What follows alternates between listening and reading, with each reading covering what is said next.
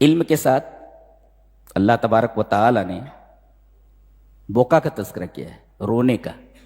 پتہ چلا العالم الذی یبکہ علمہ، عالم وہ ہے جس کا علم اسے رولا دے.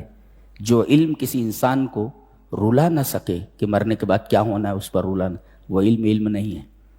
یہ جو دنیا کا علم پڑھ رہے ہیں یہ رونے والا علم نہیں ہے، ہاں، جس سے دل کے اوپر جو گناہوں کا بوجھ ہے وہ گناہوں کا بوجھ کم ہو. یہ پتہ نہیں کون سا علم ہے، یہ دنیا کا علم ہے، دنیا کمانے کا علم ہے. یہ العالم الذی یبکہ علمہ، عالم وہ ہے جس کا علم اسے رولا دے.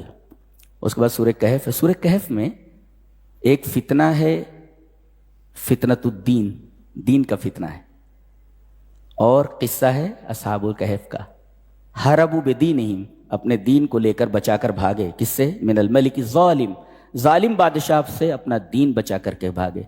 یہ فتنۃ الدین ہے، فتنۃ الدین، دین کا فتنہ ہے. اور دین کے فتنے سے بچنے کے لیے کیا کیا جائے بتایا گیا. دین کے فتنے سے بچنے کے لیے 3 چیزیں ضروری ہیں، قرآن نے بتایا، پڑھیں گے آپ. ایک تو الصحبۃ الصالحہ، اچھی صحبت. جی ایک ہے، کتا ساتھ میں تھا، اللہ نے کتے کا تذکرہ فرمایا، اچھی صحبت ہونی چاہیے. اور دوسرے تذکر الآخرہ، آخرت کو یاد کرنا.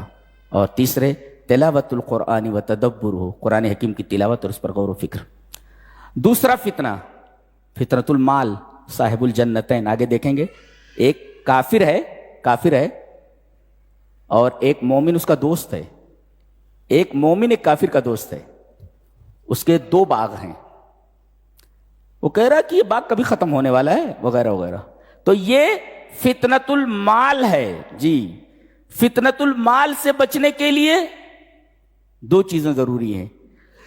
ایک تو یہ فہم حقیقت الدنیا، دنیا کی حقیقت کو سمجھا جائے. سمجھایا گیا آگے، انما مثل الحیات الدنیا کماء،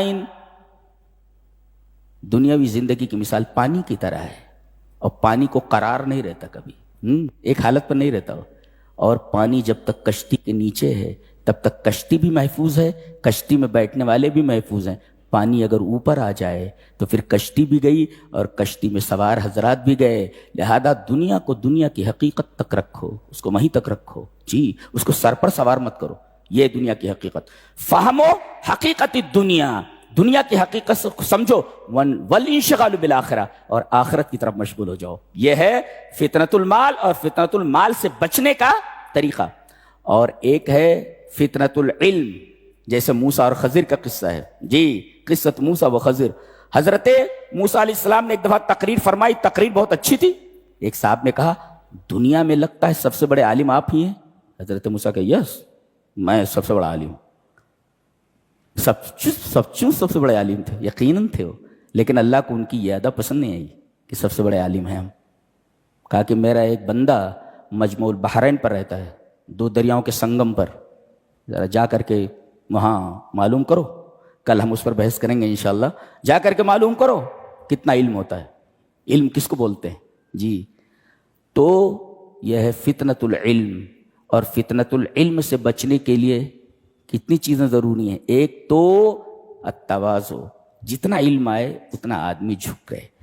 وعدم الغرور بالعلم، علم کے اوپر غرور نہ کرے. یہ 2 چیزیں، تواضع، جتنا علم آئے اتنا متواضع ہوتا جائے، اتنا خاکسار ہوتا جائے، اور علم پر غرور نہ کرے. اور چوتھا فتنہ ہے فتنۃ السلطہ، اقتدار اور بادشاہت کا فتنہ. جی یہ فتنہ بڑا خطرناک ہوتا ہے، بڑا فتنہ. یہ ہے ذوالقرنین کا قصہ، قصۃ ذوالقرنین. ذوالقرنین کا قصہ، اللہ نے ان کو اقتدار دیا تھا، زبردست اقتدار. فتنۃ السلطہ، اقتدار کے فتنے سے بچنے کے لیے کیا کیا جائے؟ الاخلاص للہ فی العمل، اللہ تبارک و تعالی کے لیے عمل کو خالص کرنا. اخلاص العمل للہ، جو کام کرو اللہ کے لیے کرو. یہاں تو 2000 روپیہ بانٹنا ہوتا ہے تو کیمرہ مین پہلے سے کھڑے رہتے سب کے سب. جی یہ اقتدار والے ایسے بانٹتے ہیں جن کو اقتدار دیا گیا ہے. پیسہ کسی کا ہے، ان کے باپ کا تھوڑی ہے. پیسہ کسی کا بانٹنے لگتے ہیں تو کیمرہ مین کو بلا لیتے ہیں. جی تو یہ ہے فتنۃ السلطہ، اقتدار کا فتنہ.